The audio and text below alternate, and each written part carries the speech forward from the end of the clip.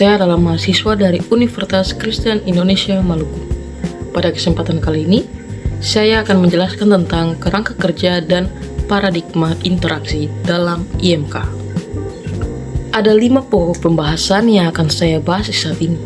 Yang pertama yaitu kerangka kerja interaksi, yang kedua siklus interaksi, yang ketiga ergonomi, yang keempat prinsip-prinsip ergonomi, dan yang kelima gaya interaksi. Ya, kita masuk pada pokok pembahasan yang pertama yaitu kerangka kerja interaksi. Apa sih kerangka kerja interaksi? Jadi, kerangka kerja interaksi adalah struktur atau model yang digunakan untuk menggambarkan bagaimana proses komunikasi antara manusia dan komputer terjadi. Dalam IMK, kerangka kerja interaksi biasanya mencakup 3 komponen utama, yaitu user sebagai pemberi perintah, yang kedua sistem komputer sebagai pemrosesan, dan yang ketiga yaitu antarmuka atau interface sebagai media penghubung. Antarmuka menjadi bagian yang sangat penting karena disinilah interaksi terjadi secara langsung. Antarmuka yang baik harus mampu menerjemahkan keinginan pengguna ke dalam bahasa sistem dan sebaliknya, menyampaikan hasil proses sistem dalam bentuk yang mudah dipahami oleh pengguna. Contohnya, seorang mahasiswa membuka aplikasi e-learning. Ia memasukkan user dan password, itu adalah input, dan sistem memverifikasi data tersebut atau proses. Dan setelah itu, halaman ditampilkan atau output. Proses ini terlihat sederhana, tetapi sebenarnya mengikuti kerangka kerja interaksi yang terstruktur. Jika kerangka kerja ini tidak dirancang dengan baik, maka pengguna dapat mengalami kesulitan seperti tidak tahu harus klik apa, bingung dengan alur sistem, dan sering melakukan kesalahan. Kita masuk pada yang kedua, yaitu siklus interaksi. Jadi, siklus interaksi adalah proses berulang yang terjadi antara manusia dan komputer selama penggunaan sistem. Salah satu model yang terkenal adalah model dari Donald Norman yang membagi interaksi menjadi 2 tahap utama. Yang pertama yaitu tahap eksekusi atau melakukan tindakan, dan yang kedua yaitu tahap evaluasi atau menilai hasil tindakan. Secara lebih rinci, siklus ini melibatkan yang pertama, pengguna memiliki tujuan. Yang kedua, pengguna melakukan aksi. Yang ketiga, sistem merespon. Dan yang keempat, pengguna mengevaluasi hasil. Contohnya, mahasiswa ingin mengumpulkan tugas di Google Classroom. Yang pertama, ia membuka menu tugas, mengklik tombol upload, memilih file, menekan tombol kirim, dan pastinya sistem akan menampilkan notifikasi tugas berhasil dikirim. Setelah itu, mahasiswa akan mengecek kembali apakah filenya sudah benar-benar terkirim. Kalau belum, ia akan mengulangi proses tersebut.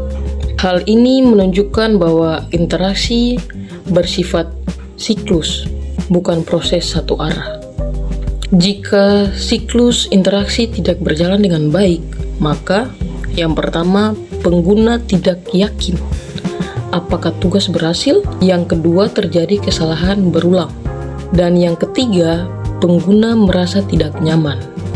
Kita masuk pada yang ketiga yaitu ergonomi. Ergonomi adalah ilmu yang mempelajari bagaimana menyesuaikan sistem dengan kemampuan dan keterbatasan manusia, baik secara fisik maupun mental, agar tercipta kenyamanan dan keamanan dalam penggunaan. Dalam IMK, ergonomi sangat penting karena pengguna berinteraksi langsung dengan perangkat komputer dalam waktu yang cukup lama. Ergonomi mencakup beberapa aspek. Yang pertama, kenyamanan visual. seperti layar, warna, dan pencahayaan. Yang kedua yaitu kenyamanan fisik, seperti posisi duduk dan penggunaan perangkat. Yang ketiga, kenyamanan kognitif atau kemudahan memahami sistem. Contohnya, seperti seseorang yang menggunakan laptop selama 5 jam. Layar terlalu terang itu membuat mata cepat lelah.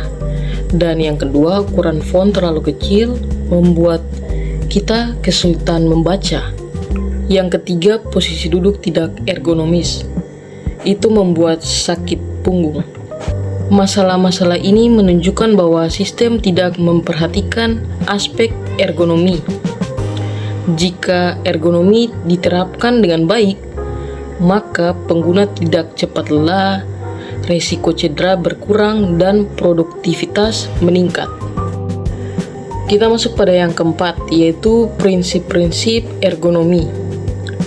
Jadi, prinsip-prinsip ergonomi ini adalah aturan atau pedoman yang digunakan untuk merancang sistem agar sesuai dengan kebutuhan dan kemampuan manusia.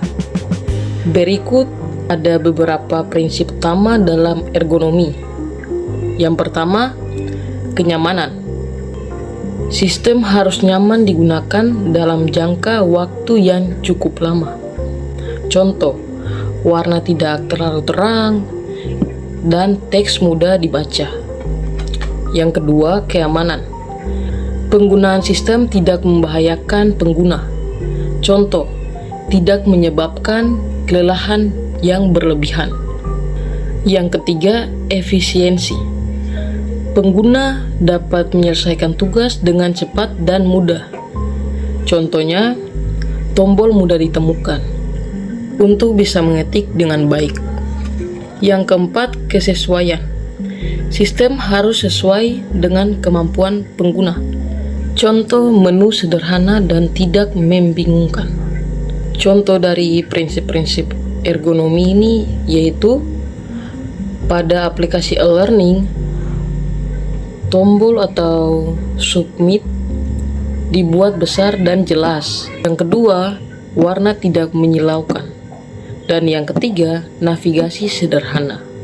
Hal ini membuat pengguna tidak bingung, tidak cepat lelah, dan dapat menyelesaikan tugas dengan mudah. Jika prinsip ergonomi tidak diterapkan, pengguna sering salah klik, merasa frustasi, dan bahkan berhenti menggunakan sistem tersebut.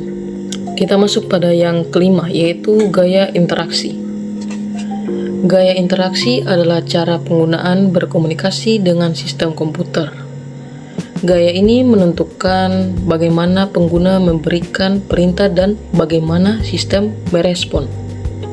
Ada beberapa gaya interaksi yang umum digunakan. Yang pertama, command line. Pengguna mengetik perintah secara langsung. Contohnya, command prompt. Yang kedua, menu selection. Pengguna memilih opsi dari menu yang tersedia. Contohnya itu menu di aplikasi. Yang ketiga, form filling. Pengguna mengisi formulir. Contohnya login akun. Yang keempat, graphical user interface. Pengguna berinteraksi dengan ikon dan tombol. Contohnya aplikasi-aplikasi di HP kita.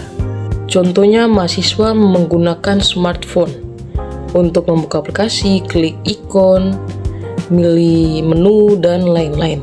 Ini adalah gaya interaksi GUI yang paling umum karena mudah dipahami, tidak perlu menghafal, dan lebih visual. Jika gaya interaksi tidak sesuai, pengguna bingung, sulit menggunakan sistem, dan banyak kesalahan terjadi. Kesimpulannya, kerangka kerja dan paradigma interaksi dalam IMK merupakan dasar penting dalam merancang sistem yang baik. Kerangka kerja membantu memahami struktur interaksi, sedangkan siklus interaksi menjelaskan proses komunikasi yang berulang antara manusia dan komputer. Ergonomi dan prinsip-prinsipnya memastikan bahwa sistem nyaman, aman, dan mudah digunakan. Sementara itu, gaya interaksi menentukan bagaimana pengguna berkomunikasi dengan sistem. Jika semua aspek ini diterapkan dengan baik, maka sistem menjadi lebih mudah digunakan, pengguna merasa nyaman, dan interaksi menjadi efektif dan efisien. Sebaliknya, jika diabaikan, maka sistem akan sulit digunakan dan dapat menurunkan produktivitas pengguna. Berikut adalah referensi yang saya gunakan. Sekian dan terima kasih.